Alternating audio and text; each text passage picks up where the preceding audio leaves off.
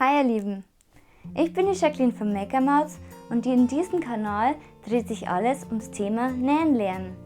In diesem Video will ich euch zeigen, wie ihr auch ohne Schrägbandformer Schrägband herstellen könnt.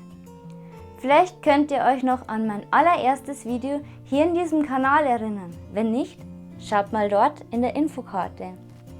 Dort habe ich euch Schritt für Schritt gezeigt, wie man Schrägband selber macht. Aber nicht jeder hat einen Schrägbandformer daheim und so wollte ich euch noch andere Möglichkeiten zeigen, wie es auch ohne geht. Los geht's! Makermaus Sewing. Nähen mit der Maus. Stecknadelmethode.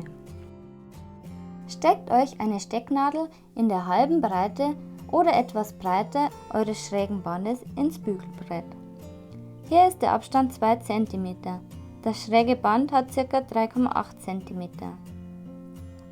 Dann steckt ihr das Band durch den Schlitz und richtet es mittig aus.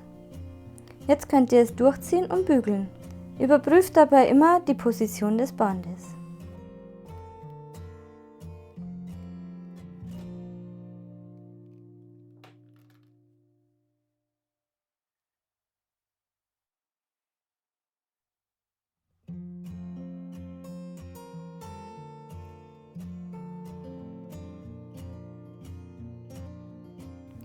Methode ohne Hilfsmittel.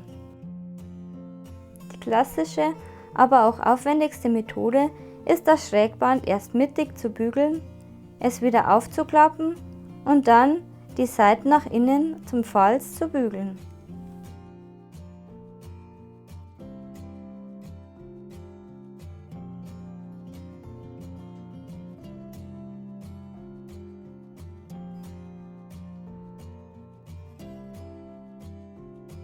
Schrägbandformer aus Papier herstellen. Bei der dritten Methode war ich überrascht, dass das so gut funktioniert.